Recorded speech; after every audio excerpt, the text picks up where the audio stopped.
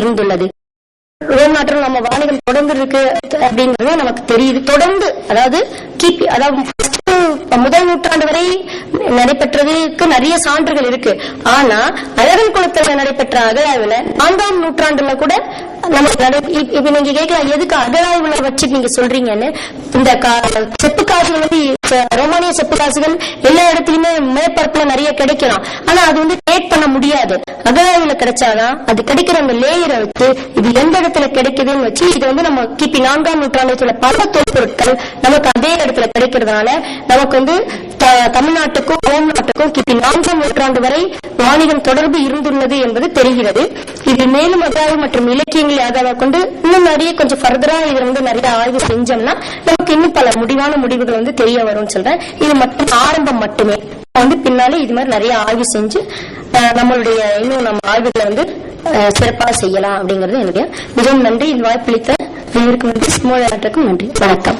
அடுத்து திரு வெங்கடேசன் அவர்கள் தம்முடைய கட்டுரை படிப்பார். அவர் பல கலாய்வுகள் செய்து நிறைய செய்திகள் கொண்டு வந்திருக்கிறார். அந்த தமிழக தொல்லியல் கழகத்திலே மிக ஆர்வமான ஒரு உறுப்பினர். நிறைய செய்திகள் அந்த ஆவணத்தில் அவர் வெளியிட்டிருக்கிறார். அவர் நடுகர்களில் சேவகரம் வேந்துவிடு தொழிலம் என்ற ஒரு கட்டுரை படிப்பார். ஆய்வு மன்றத்தின் தலைவர் அறிஞர் பேராசிரியர் பெருந்தகை திருவாளர் OS அவர்களே, தமிழ்நாடு தொல்லியல் துறையின் தலைவர் அறிஞர் முனைவர் ஸ்ரீதர் அவர்களே, இந்த ஆய்வில் பங்கு பெற்ற திருமதி சி வசந்தி அவர்களே, திருவாளர் தி சுப்பிரமணியம் அவர்களே, இந்த ஆய்வு பெருமன்றத்திற்கு வருகை தந்துள்ள அறிஞர் பெருமக்களே, அனைவருக்கும் இந்த இனிய நண்பகல் வேளையில் என் அன்பு கலந்த பணிவான வணக்கத்தை நான் தெரிவித்துக் கொள்கிறேன். என்னுடைய தலைப்பு நடுகற்களில் சேவகரும் வேந்துவிடு தொழிலும். சங்க காலத்தில் போரில் வீரமரணமடைந்த வீரன் நினைவாக எடுக்கப்பட்ட கல்லை நடுகள் என தமிழர் அழைத்தனர். இவ்வீரனின் நினைவாக ஊர் மக்களோ அரசனோ தலைவனோ நடுகல்லை எடுத்தனர். இந்நடுகளில் வீரனின் பெயரும் பீடும் பொறித்தனர்.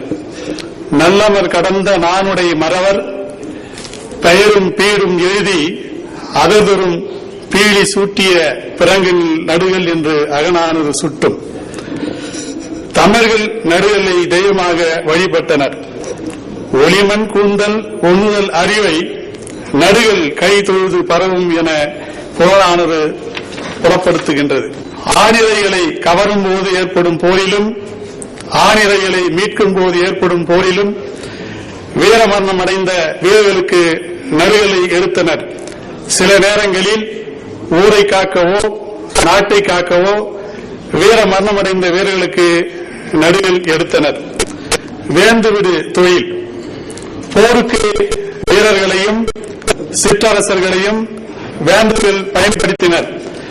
வீரர்களுக்கும் சிற்றரசர்களுக்கும் வேந்தர்களிடம் ஆணையை ஏற்று செயல்பட்டனர். வேந்துவிடு முனைஞ்சர் வேற்றுப்புல கலவின் ஆதந்து ஓம்புதல் மேவற்றாகும் என்று வேந்துவிடு தொழிலை பற்றி தொல்காப்பியம் குறிப்பிடுகின்றது. சீரூர் மன்னர் நெருணை ஞாங்கர் வேந்துவிடு தொழிலூர் சென்றன் வந்தனின் பாடினில் அணிய வாடா தாமரை சூட்டு விளக்கு என வேந்துவிடு தொழிலை பற்றி புறநானூறு சுட்டுகின்றது.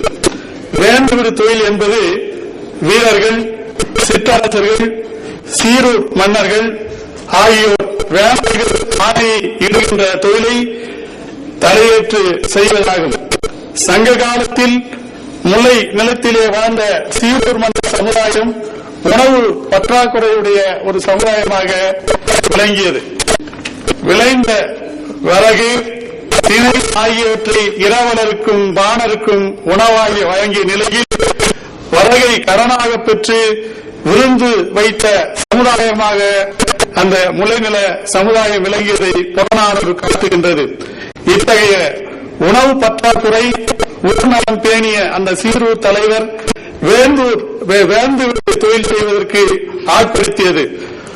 வாடிய மாலை மறைந்த செங்கன் வேந்து விடு தொழில் அயரும் அருந்தலை சுத்தமோடு நெடுநகர் வந்தன என்றும் வேந்து பெறும் விழுகூர் பரிசிலருக்கென்றும் அழுகாதியும் தன்னை உரைசால் நெடுந்ததை ஓம்பும் ஊரே என சீரூர் மன்னர்கள் வேந்து விடு தொழிலை செய்ததை புறநானூறு புலப்படுத்துகின்றது. சங்ககால நதிகளும் வேந்து விடு தொழிலும் சங்ககால முளை நிலத்து சீரூர் மன்னர் சமுதாயம் வரகு, திணை, குள், அவரை இவற்றை உணவாகவும் துடியன், பாணன், படையன், கடம்பன் ஆகியோரை குடிகளாகவும் நடுகள் வழிபாட்டை தவிர நெல் தூவி வழிபடும் கடவுள் இல்லாததை கருங்கல் வரகே, இருங்கதிர் திணையே, சிறுகொடி கொள்ளே, பொறிகிலர் அவரையோடு இந்நான்கல்லது உணவும் இல்லை துடியன், பாணன், படையன், கடம்பன் என்று இந்நான்கல்லது துடியும் இல்லை ஒன்னா தொவ்வர் முன்னின்று விளங்கி ஒளிர் இருந்து மறுப்பின் களிரிருந்து வீழ்ந்தன கல்லே பரவின் அல்லது நெல் உகுத்து பரவும் கடவுளும் இலவே என போனாறு சுட்டுகின்றது. இந்த பாடலில் காட்டப்படுகின்ற களிற்று போர் இந்த சமுதாயத்திற்கான போர் என்று சமுதாயத்தின் தேவையை பூர்த்தி செய்ய சீரூர் மன்னர் மேற்கொண்ட வேந்துவிடு தொழில் போராகும். ஒரு நிலையில் வேந்தனுக்கு துணையாய் சென்ற சீரூர் மன்னர் வீரர்கள் எரித்த வேந்தனையை போரிட்டதை வேந்தூர் யானைக்கல்ல தேர்ந்தவன் போல் ஆனின்ற நிலங்கில்லை வேலே என்று புறநானூறு குறிப்பிடுகின்றது. சங்க காலத்தில் வேந்தர்கள் சீரூர் மன்னர்கள் பணியாளர்களாக வைத்துக் கொண்டு தாங்கள் விரும்பிய பணியினை அவர்கள் மூலம் நிறைவேற்றிக் கொண்டனர். போரில் வீர மரணமடைந்த அந்த சீரூர் மன்னர்களுக்கும் வீரர்களுக்கும் நடுநிலை எடுத்தனர். சேவகர் வேந்துவிடு தொழிலை செய்த அந்த சீரூர் மன்னர்கள் பிற்காலத்தில் சேவகர் என்று அழைக்கப்பட்டதை நடுகற்கள் காட்டி நிற்கின்றன. வேலூர் மாவட்டம், தருமபுரி மாவட்டம், கிருஷ்ணகிரி மாவட்டம், சங்கம் பகுதியில் கிடைத்த நடுகற்களில் சேவகர் என்ற சொல் இடம்பெறுகின்றது. சொல் சங்க இலக்கியத்தில் பயின்று வரவில்லை. கிபி 5ஆம் நூற்றாண்டை சேர்ந்த இருளப்பட்டி என்ற நடுகளிலும் மூலாங்குறிச்சி என்ற கல்வெட்டிலும் இந்த சேவகர் என்ற சொல் முதன்முதலாக பயின்று வருகின்றன. சேவகர் என்ற சொல் வடமொழி சொல்லாகும். இது தமிழ் சொல் அல்ல. சேவகர் என்றால் வீரன், பணியாள் என்ற பொருளில் கையாளப்படுகிறது. கிபி 7ஆம் நூற்றாண்டை சேர்ந்த திருவாசகத்தில் சேவகனாகிய தின்சிலை ஏந்தி என்று குறிப்பிடப்படுகிறது. இங்கே சேவகன் என்பது வீரனை குறிப்பதாக உள்ளது. கிபி 12ஆம் நூற்றாண்டை சேர்ந்த கம்பராமாயணத்தில் என்னடும் சேவகன் தோற்ப இங்கு சேவகன் என்பது வீரன் என்ற பொருளில் கையாளப்பட்டுள்ளது. திருவிழாத்தில் சில தேராகிய சூழ்ந்த சேவகம் செய்ய இங்கே சேவகம் என்பது ஊழியம், அது பணியாள் என்ற தன்மையில் கையாளப்படுகிறது. மாற்றான் தன் சேவகன் என்று தனிப்பாடல் ஒன்றிலே குறிக்கப்படுகிறது. இங்கே சேவகன் என்பது பணியாள், ஊழியம் என்ற தன்மையிலே கையாளப்படுகிறது.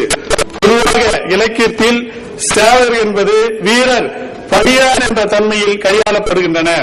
நடுகற்களில் சேவகர் என்பது வீரர் என்ற பொருளிலே கையாளப்படுகின்றன.